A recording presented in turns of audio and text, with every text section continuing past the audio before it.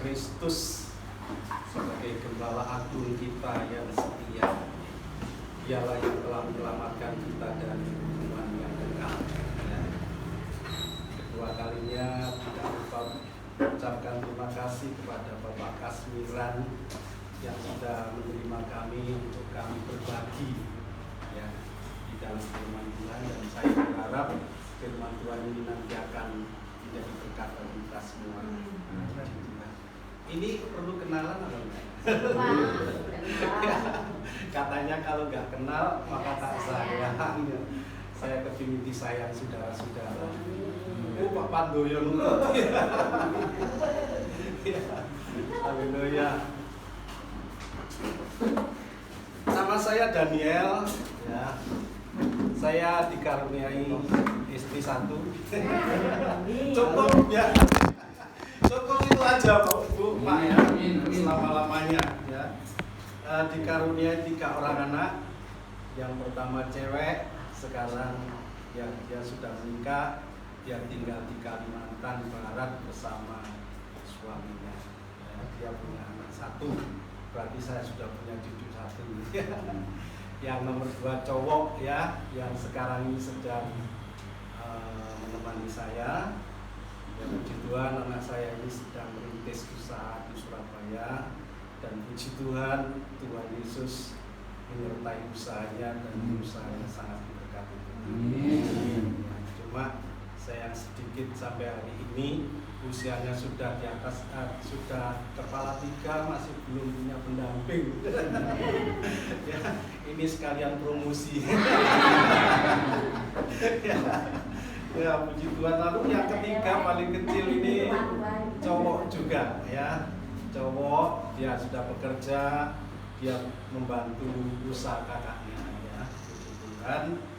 Lalu saya dipercaya Tuhan untuk melayani pekerjaan Tuhan sebagai gembala di Betung Sigar. Ya, Betung Sigar itu kotanya paling sepi. Tapi di sana ada kemuliaan Tuhan. Ya, Betung Sigar itu kepala desanya Kampung Teh. Ya, Kampung Teh. Iya.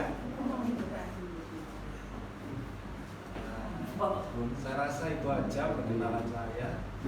Mungkin ada yang lain, tidak ada ya. Puji Tuhan. Bapak Ibu siap menerima firman Tuhan? Amin. Firman Tuhan ini kebutuhan kita, ya, kebutuhan.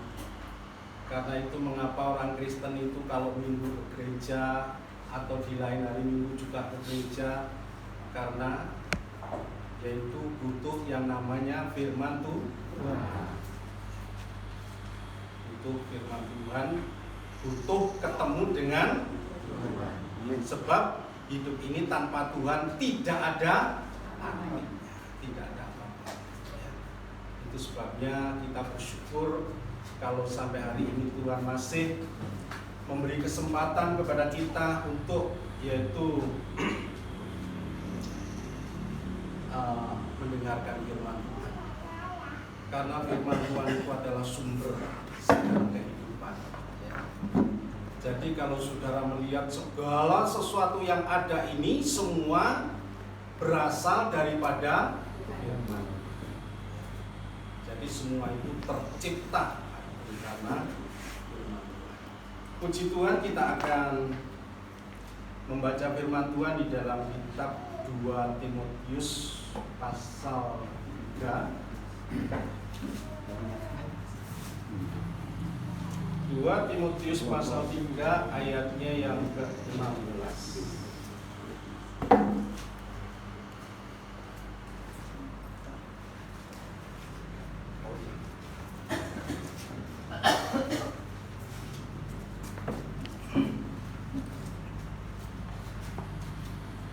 Sudah ketemu? Mari kita berdiri bersama-sama, kita baca firman Tuhan ini. Kita berdoa firman Tuhan.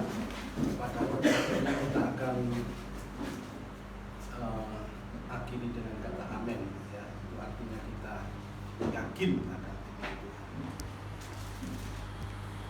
2 Timotius pasal 3 ayat 16. 1, 2, 3. Segala tulisan yang diilhamkan Allah memang bermanfaat untuk mengajar, untuk menyatakan kesalahan, untuk memperbaiki kelakuan, dan untuk mendidik orang dalam kebenaran. Amin. Kami persilakan duduk.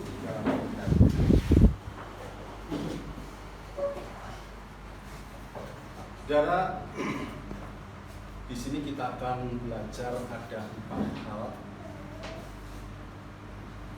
Segala tulisan yang diilhamkan Allah, ya, berarti adalah Alkitab, adalah firman Tuhan yang diilhamkan Allah, memang bermanfaat untuk 1, apa? Mengajar. 2, menyatakan kesalahan. 3, memperbaiki kelakuan. Yang keempat, untuk mendidik orang dalam kebenaran. Kita akan mulai dari yang pertama. Alkitab firman Tuhan yaitu bermanfaat untuk mengajar. Katakan sama-sama, mengajar. Mengajar tentang apa? Yang jelas bukan untuk mengajar tentang kejahatan, bukan untuk mengajar tentang kebohongan atau kecurangan atau yang serupa. Ya, karena apa? Karena sekalipun tidak diajar, ya, tentang kejahatan, manusia itu sudah ahlinya kejahatan. Ya, contoh sekarang ini, Bapak Ibu, saya beberapa waktu yang lalu itu mendengar berita bahwa anak siswa SMP itu sudah berani memperkosa temannya sendiri.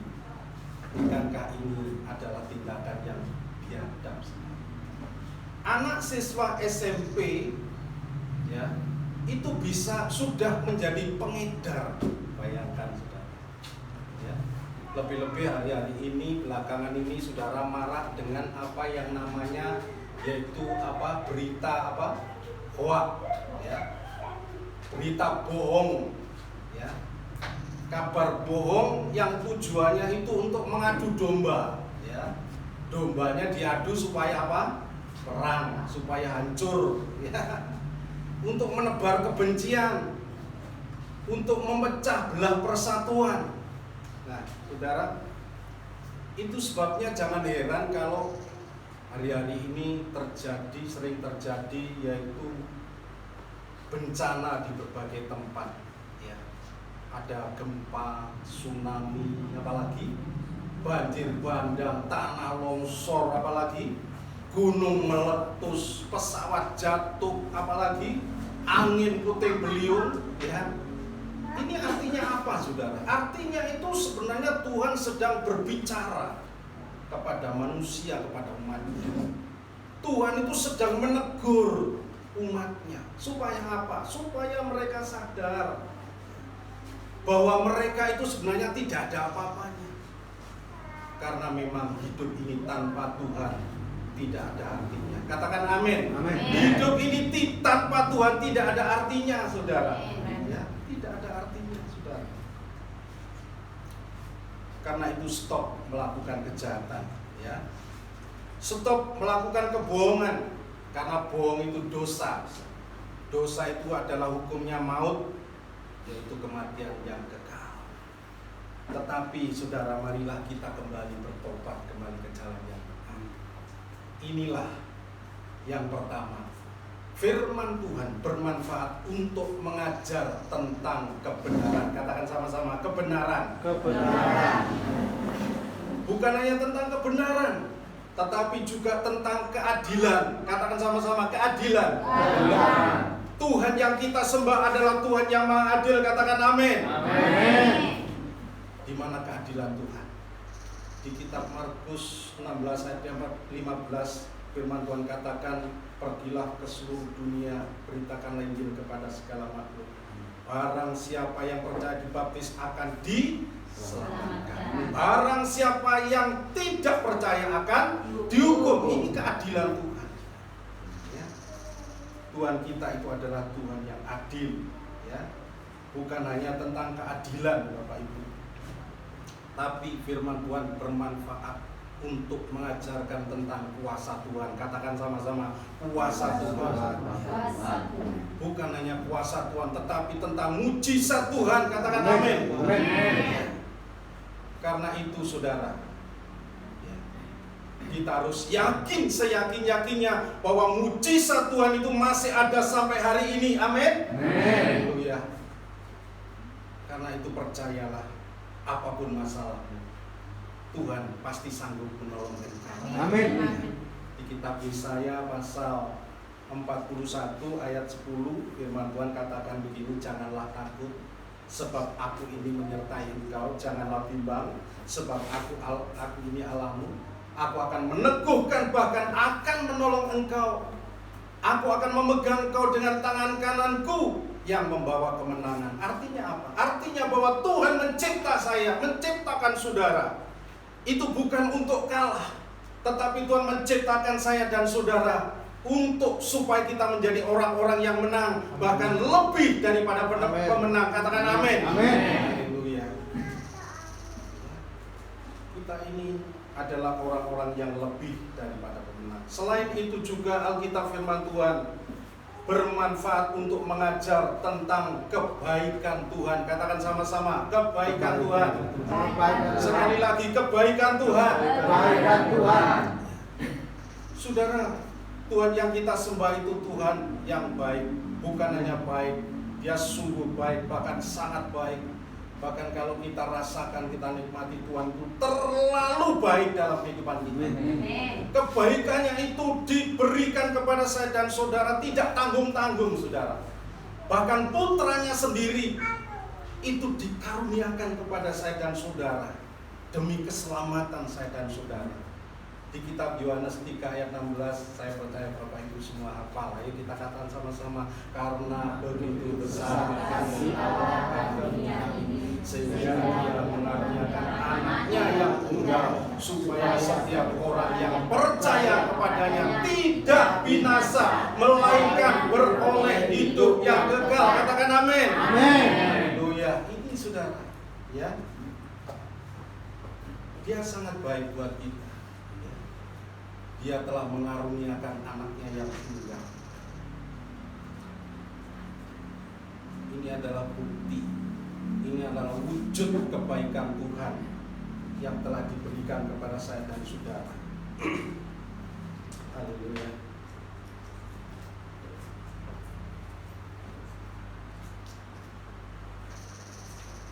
Saudara, intinya, kalau Tuhan sudah berbuat baik kepada kita, maka kita pun harus berbuat baik kepada semua. Nah, caranya bagaimana? Caranya gampang, saudara. Ya. Caranya gampang. Caranya yaitu dengan cara melayani. Amin. Ya. Kata melayani itu kita harus pahami secara luas. Ya. Melayani itu ada kaitannya dengan pengorbanan. Katakan sama-sama, pengorbanan. Korban itu bisa dengan waktu, tenaga, pikiran, perasaan, bahkan keuangan. Korban itu artinya memberi. Memberi itu tidak harus selalu dengan uang, karena yang dibutuhkan manusia itu bukan hanya uang. Amin. Apa kebutuhan manusia, saudara? Banyak. Ya. Beda dengan binatang. Kalau binatang, ya, makan, tidur, sudah. Lalu lapar, makan, tidur lagi. Kebutuhan manusia itu selain sandang, pangan, papan, yang dibutuhkan manusia itu apa lagi? Ya, ya, ya, Tuhan apa? Manusia itu butuh perhatian. Coba bayangkan kalau kita tidak ada yang memperhatikan, istri nggak memperhatikan, anak, orang tua, tetangga nggak memperhatikan, seperti apa kira-kira? Hidupnya akan hampa, nggak bisa ada rasa. Ya. Butuh perhatian, butuh cinta, ya, butuh kasih sayang, butuh damai sejahtera, butuh apa lagi? Butuh keselamatan. Kita bisa memberi semangat kepada yang letih lesu, ya. Kita bisa memberi kekuatan kepada yang lemah. Kita bisa memberi penghiburan kepada yang susah. Kita bisa memberi pekerjaan kepada yang butuh pekerjaan. Pekerjaan ya. Saya mau ceritakan ini kenyataan saudara. Beberapa kurang lebih 1 tahun yang lalu ya, di tempat saya ada seorang anak muda yang lontar lantung kesana kemari, tidak ada tujuan yang jelas karena dia tidak punya pekerjaan. Setelah itu dia dekati anak saya ini, mendekati dia lalu ditawari. Wah, senang sekali saudara. Dan setelah itu dia mulai dari nol, belum bisa nyopir mobil ya, diajari sampai bisa. Dia nggak punya SIM, dibelikan SIM ya. Lalu sekarang dipercaya untuk bagian ngantar barang ya, di usaha anak saya. Nah, yang membanggakan saya itu apa? Yang menyenangkan itu sebelumnya anak muda ini tidak pernah ke gereja, tidak pernah namanya ibadah. Tetapi sekarang setelah dikasih pekerjaan anak saya, anak ini sekarang menjadi anak yang rajin, setia beribadah kepada Tuhan, luar biasa. Ya, puji Tuhan. Saudara yang tidak kalah pentingnya ya, selain itu kita juga bisa memberi doa kepada orang lain ya. Karena apa? Karena sekarang ini ada banyak orang yang membutuhkan doa kita. Ada banyak orang yang membutuhkan Tuhan Yesus. Ada banyak orang yang membutuhkan keselamatan, saudara. Karena Alkitab firman Tuhan dalam Kisah Rasul 4 ayat 12 di sana firman Tuhan katakan, keselamatan tidak ada di dalam siapapun juga, kecuali hanya di dalam nama Tuhan Yesus Kristus. Puji nama Tuhan. Saya mau kesaksian juga ya. Beberapa waktu yang lalu ada di desa saya itu ada seorang kiai ya. Kiai ini waduh sangat antipati sama orang Kristen, saudara. Setiap saya ketemu saya sapa gitu, lengos. Kalau saya dekat saya salami cuma ini. Ya, bencinya setengah urip, saudara. Lalu apa, saudara? Suatu ketika dia kecelakaan, dia jatuh dari motor, kakinya patah, saudara. Nah, mendengar berita itu saya tergerak hati saya datang mengunjungi dia bersama istri. Ketika saya sampai di sana, saya berpikir, oh gelem wong iki yo tak doa dalam nama Yesus. Itu secara manusia itu seperti itu, saudara. Saya ragu-ragu. Tapi ternyata istri saya tanya sama bapak ini, Pak, napa jenengan purun kula dongaaken dalam nama Yesus? Oh nggih Bu, nggih kula purun. Ternyata orang apapun itu membutuhkan Tuhan Yesus, amin. Membutuhkan, saudara, membutuhkan keselamatan. Lalu saat itu sudah sebelum saya doakan, ya saya berikan firman supaya menguatkan hatinya, membangkitkan imannya, terus saya doakan. Setelah saya doakan, ya kita ngomong-ngomong sebentar lalu pulang. Kakinya ini patah. Dia sendiri itu dia itu nggak berpikir kalau nantinya itu bisa berjalan lagi, tidak mungkin ya dipulihkan. Lalu setelah itu yang saya heran, setelah saya mendoakan itu biasanya saya itu selalu datang gitu. Itu saya seperti lupa gitu, saudara. Selang 1 bulan saya lewat di depan rumahnya, saudara. Nah, ternyata bapak ini sudah ngusung genteng, saudara, mikuli genteng. Ketika dia melihat saya di stop, saudara. Di stop, dia langsung memeluk saya. Ya biasanya saya tanya itu melengos. Sekarang saya dipeluk, Pak, matur nuwun nggih, jenengan dongaaken ke matur nuwun nggih, Pak. Niki mboten mergo kula, niki mergo Tuhan Yesus. Nah, saudara, saat saya doakan dia menangis. Saudara, kalau saya mau menyaksikan ini kira-kira 2 malam 2 hari tidak cukup. Ada lagi, saudara, Ya seorang ibu ya dari tempat saya itu enggak jauh, ibu tetangga orang Muslim juga. Dia punya masalahnya itu apa? Masalah itu rasanya berat sekali saudara. Ya, dia sampai susah makan, susah tidur. Lalu kemudian dia itu datang ke tempat saya, dia curhat. Nah, lalu dia menceritakan masalahnya. Masalahnya apa saudara? Masalahnya dia itu punya anak perawan, ya. Punya anak perawan ini sudah jelek, ya, hitam, bingseng lagi. Ya, ini dia berpikir begini, waduh, lek antek anakku gak payu rapi ki yo opo, dia pikir jadi beban berat siang malam, saudara, berat. Lalu dia curhat sama saudara, terus apa saudara? Di situ saya mendoakan dia. Anak ini dibawa ke tempat saya, ya. Namun sebelum saya doakan, saya ucapkan kata-kata berkat kepada ibu. Mahpon, sekalipun anaknya ini jelek, hitam, bingseng, ya saya katakan begini, Mahpon, ojo kuatir. Anak sampean iki lho ayu. Wis lah, anak sampean ini mesti oleh dudu. Oh saudara, ternyata mujizat Tuhan terjadi ya dengan caranya yang begitu ajaib. Nah, saat itu anak ini pergi bekerja di Malang, saudara. Ternyata di Malang sana itu ada kenalan dengan laki-laki. Nah, rupanya laki-laki ini jatuh cinta. Jatuh cinta sama si jelek ini, saudara, ya. Akhirnya tidak berhenti di situ, dia akhirnya dilamar, ya. Kemudian dia menikah, ya. Kemudian setelah menikah dia punya anak. Yang luar biasanya itu apa, saudara? Dia sekalipun jelek, hitam, bingseng punya suami yang ganteng. Iya, dia punya suami yang diberkati, suami yang bertanggung jawab. Dia punya pekerjaan, loh ini loh saudara ya.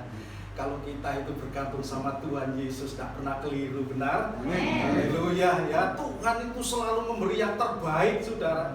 Ya, sehingga apa yang terjadi? Setiap ibu ini ketemu saya, dia itu selalu, ya saya itu dilus-lus, Pak, kula matur nuwun, kula eling sing sampean ucapaken iku eling terus, kula mboten tau lali. Makpon, anakmu itu ayu. Ojo kuatir mesti oleh jodoh. Ya, itu saudara. Ya, ada lagi saudara. Ya, saya namanya Pak Misran, itu tetangganya Pak Pandoyo, ya, Srimoyo. Orang ini sudah sakit. Sakitnya itu sudah sangat parah, ya. Dia masuk rumah sakit di rongsen, ternyata hasilnya itu paru-parunya kerowok separuh, saudara. Iya. Lalu kemudian rumah sakit sudah angkat tangan, harus dibawa pulang. Ketika dia bawa pulang, di rumah itu tidak ada yang memperhatikan sama sekali. Istrinya, anak-anaknya. Karena apa? Karena orang ini pekerjaannya sewaktu sehatnya, dia itu cuma judi, ya, mabuk, main perempuan. Sehingga ketika sakit tidak ada yang memperhatikan. Nah, saat itu saya terpanggil, tergeraklah hati saya datang mengunjungi dia bersama istri saya, saudara. Wah, keadaannya sudah buruk sekali, sangat buruk. Dia hanya tinggal tulang sama kulit saja. Matanya cekung persis dengan tengkorak hidup, saudara.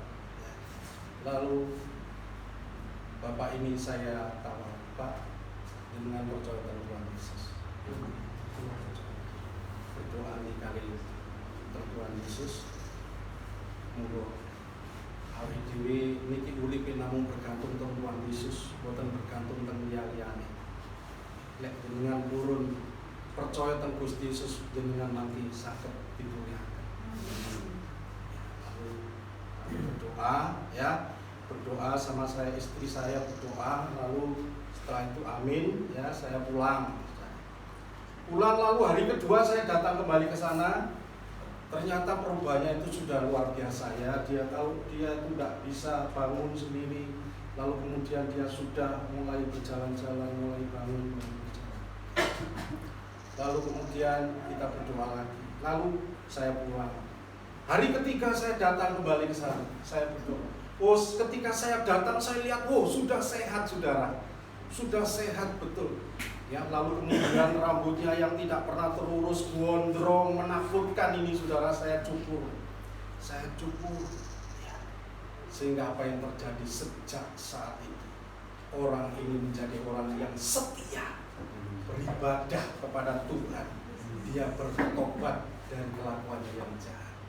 Saudara, intinya, ya, pada intinya kalau kita itu membuat orang lain bahagia secara otomatis, maka kita pun akan bahagia. Amin. Yang terpenting nama Tuhan dipermuliakan. Haleluya, puji nama Tuhan.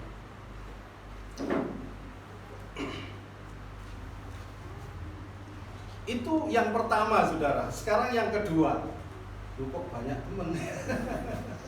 Ya, ini yang sekarang yang kedua. Alkitab firman Tuhan bermanfaat untuk menyatakan apa? Kesalahan. Ya. Menyatakan kesalahan itu artinya untuk menegur. Ya. Kita bersyukur kalau Tuhan masih mau menegur kita. Amin. Betul? Amin. Sekalipun ditegur itu rasanya sakit, tapi tujuannya bukan untuk menyakiti. Ya. Tujuannya supaya kita itu berubah, supaya menjadi lebih baik. Itu tujuannya. Ya. Kalau kita baca di dalam Ayub 5 ayat 17, firman Tuhan katakan, berbahagialah manusia yang ditegur Allah, karena itu jangan menolak didikan yang Maha Kuasa. Mengapa bahagia? Karena itu artinya Tuhan sangat sayang. Tuhan sangat mengasihi kita. Di Wahyu 3 ayat 19, firman Tuhan katakan, barang siapa yang kukasihi, kutegur dan kuhajar, karena itu relakanlah hatimu dan bertobatlah. Ditegur supaya bertobat. Sebab kalau tidak, di dalam kitab Yohanes pasal 9 ayat 10, pasal 3 ayat 10 di sana dikatakan, kapak sudah tersedia pada akar pohon. Setiap pohon yang tidak menghasilkan buah yang baik akan ditebang dan dibuang ke dalam api. Itu yang kedua. Sekarang yang ketiga, Alkitab firman Tuhan bermanfaat untuk memperbaiki kelakuan. Katakan sama-sama, memperbaiki kelakuan. Ya, untuk memperbaiki kelakuan. Pertanyaannya, kelakuan yang bagaimana yang harus diperbaiki? Ya, yaitu kelakuan yang sudah tidak pantas lagi disebut sebagai orang Kristen. Kelakuan yang sudah tidak pantas lagi disebut sebagai anak-anak Tuhan. Karena apa? Karena terkadang ada orang Kristen yang masih nyabu. Ada nggak kira-kira? Di sini nggak ada. Saya percaya di sini nggak ada. Ya, saya percaya, saudara. Ya. Tapi di sana-sana itu banyak loh. Terkadang ada orang Kristen itu yang masih judi, masih nogel, betul?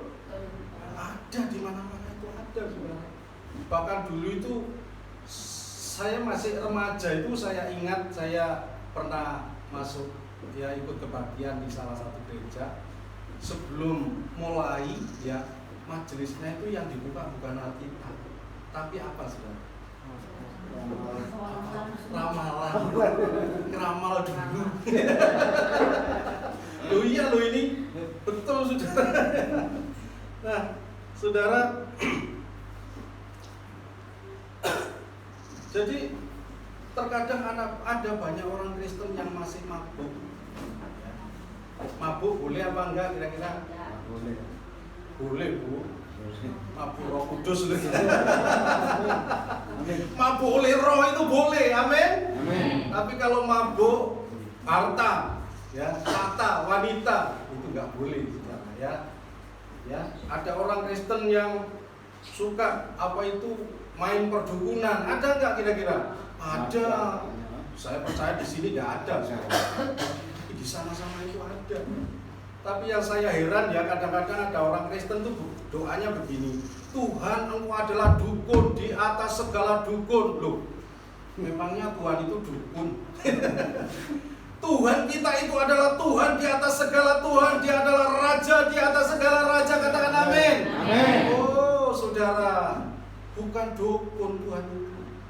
Kalau dukun, orang datang lalu dikasih itu air segelas ya, lalu dibaca wes coba jabu,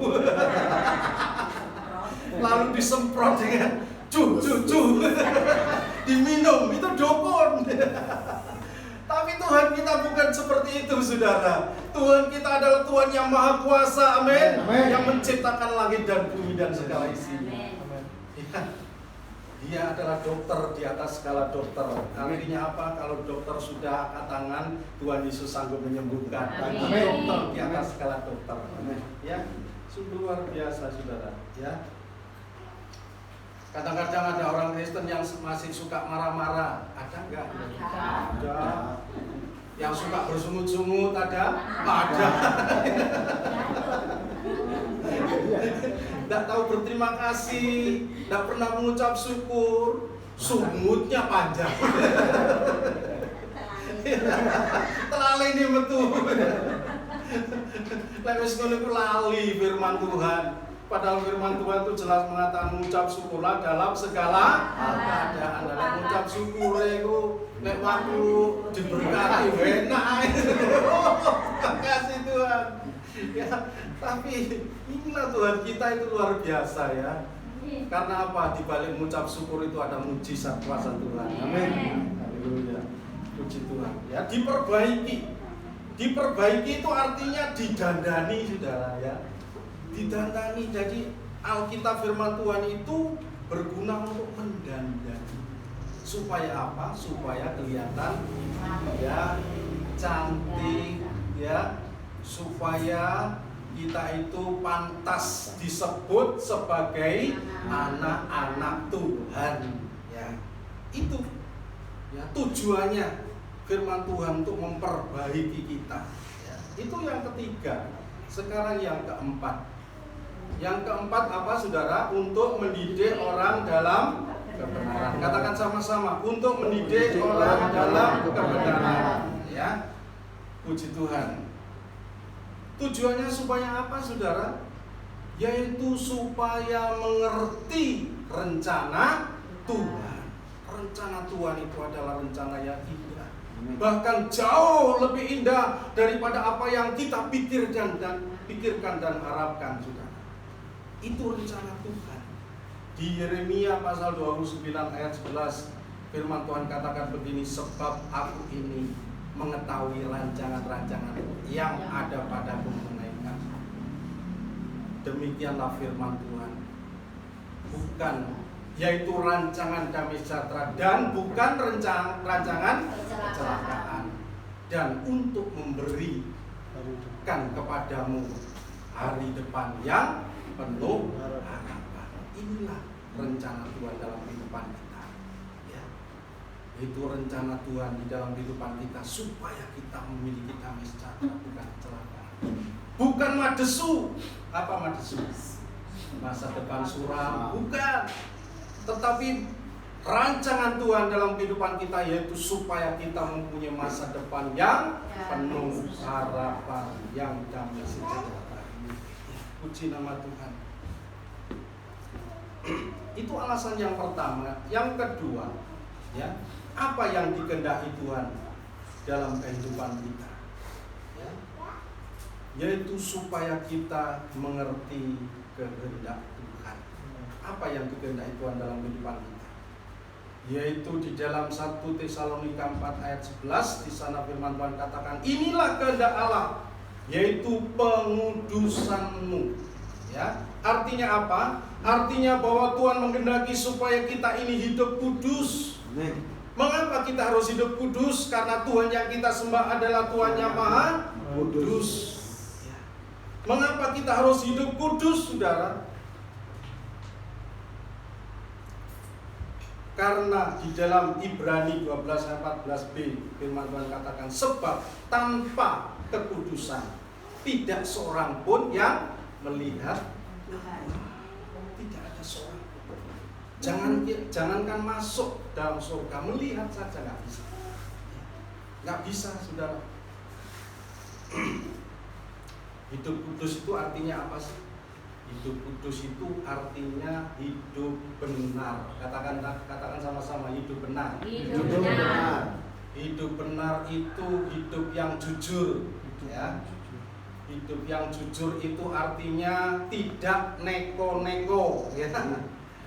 Tidak neko-neko itu artinya kalau kita orang Kristen waktunya ke gereja ya Gereja. waktunya ibadah ya ibadah. Waktunya berdoa ya berdoa. Bukan waktunya beribadah lalu di tengah lautan sana, saudara. Bukan waktunya ibadah lalu di tengah pasar sana, tidak. Orang Kristen itu waktunya ibadah harus juga ibadah. Demikian juga ya di dalam kekeluargaan, waktunya bekerja ya bekerja. Waktunya istirahat ya istirahat. Waktunya tidur ya tidur. Demikian juga di dalam ya anak pelajar, waktunya sekolah ya sekolah. Ya. Nanti jangan-jangan berangkat sekolah tapi tidak ada di sekolah, nggak tahu kemana. Ini ngabusi. Itu sering terjadi, saudara. Ya, itu namanya bukan hidup kudus. Hidup kudus, hidup benar, tidak neko-neko itu artinya kalau kita sebagai warga masyarakat, waktunya kerja bakti ya, waktunya rapat ya, rapat. Waktunya bayar pajak juga bayar pajak.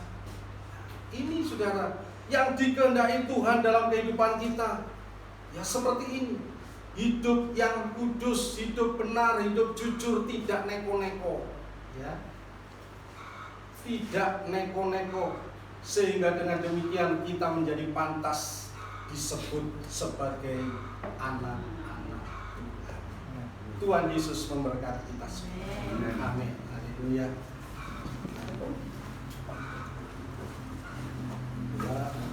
Rakyatlah segala bangsa sujud kepadamu, sebab Kau Allah yang kudus, layak disembah.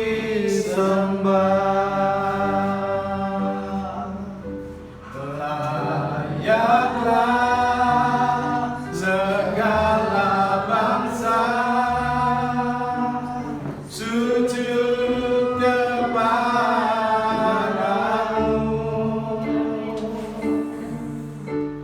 sebab Kau Allah yang kudus, layak disembah. Bersandar ajaiblah karyamu, adil dan benarlah jalanmu, Raja